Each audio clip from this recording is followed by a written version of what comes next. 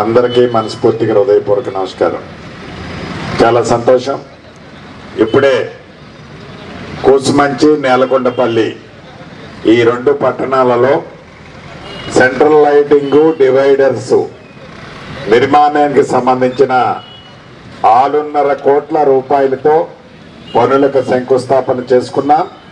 రాబోయే కొద్ది నెలల లోపే ఈ పనులన్నీ కంప్లీట్ చేసి ఒక మంచిగా ఖమ్మానికి దీటుగా ఈ కూసుమంచి హెడ్ క్వార్టర్ని అద్భుతంగా తీర్చిదిద్దే బాధ్యత మీ దీవెనలతో, మీ ఆశీస్సులతో ఉన్న మీ సీనన్నది అని ఈ వేదిక ద్వారా ఈ పట్టణంలో ఉండే ప్రజలకి, ముఖ్యంగా అభిమానులకి తెలియజేస్తున్నాను.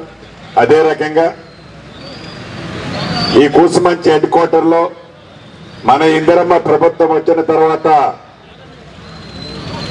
కోట్లాది రూపాయలతో అంతర్గతంగా ఉన్న అనేక సిమెంట్ రోడ్లను ఏర్పాటు చేసుకున్నాం.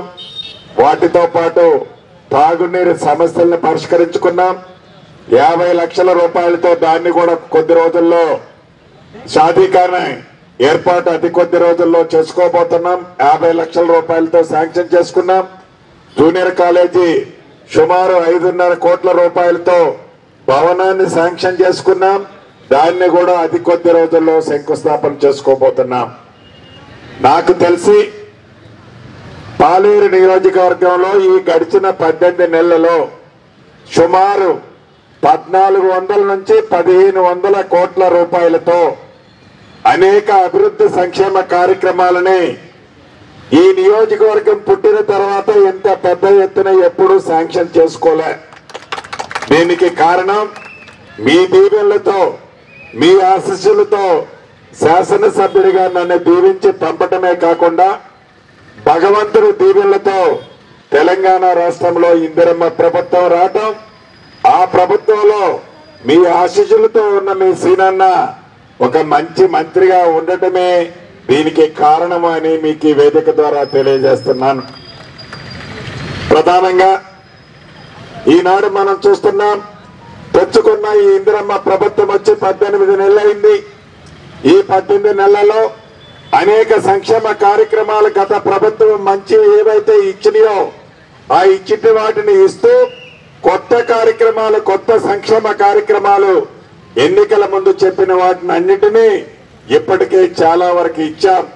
మిగిలిన వాటిని కూడా రాష్ట్ర ఆర్థిక పరిస్థితి గాడిలో పడ్డ తర్వాత తూచా తప్పకుండా చెప్పిన ప్రతి మాటని పేదవాడికి అందించే బాధ్యత మీ దీవెనలతో ఉన్న ఈ ఇందిరమ్మ ప్రభుత్వానిది. దీంట్లో ప్రధానంగా 200 యూనిట్లు ఉచిత విద్యుత్, 500 రూపాయలకే గ్యాస్ మద్దు, పేదోడికి జబ్బు చేస్తే 10 లక్షల రూపాయల వరకు మెరుగైన వైద్యం, ఆడబిడ్డల ఆర్టీసీ బస్సులో ఎంత దూరం ప్రయాణం చేసినా ₹1 కూడా ఛార్జీ ఉండదు. పేదోడు పిల్లల చదివే హాస్టల్లో డైట్ ఛార్జీలు 40% పెంపు, ఆడపిల్లలకి కాస్మెటిక్ ఛార్జీలు 200% పెంపు, మొన్న ఉగాది నుంచి సన్న బియ్యం, అదే రకంగా 10 సంవత్సరాలలో తెల్ల రేషన్ కార్డు దాన్ని ఇప్పటికే కొన్ని ఇచ్చాం.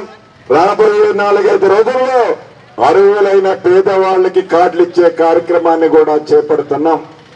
రైతును రాజు చేయాలని దాంట్లో భాగంగా ఆనాటి ప్రభుత్వం 10 సంవత్సరాలలో 17,000 కోట్లు రైతు రుణమాఫీ చేస్తే ఇందిరమ్మ ప్రభుత్వం వచ్చిన 10 నెలల్లోనే 21,000 కోట్ల రూపాయలు రుణమాఫీ చేసిన చరిత్ర మీ దీవెనలతో ఉన్న ఇందిరమ్మ ప్రభుత్వానిది.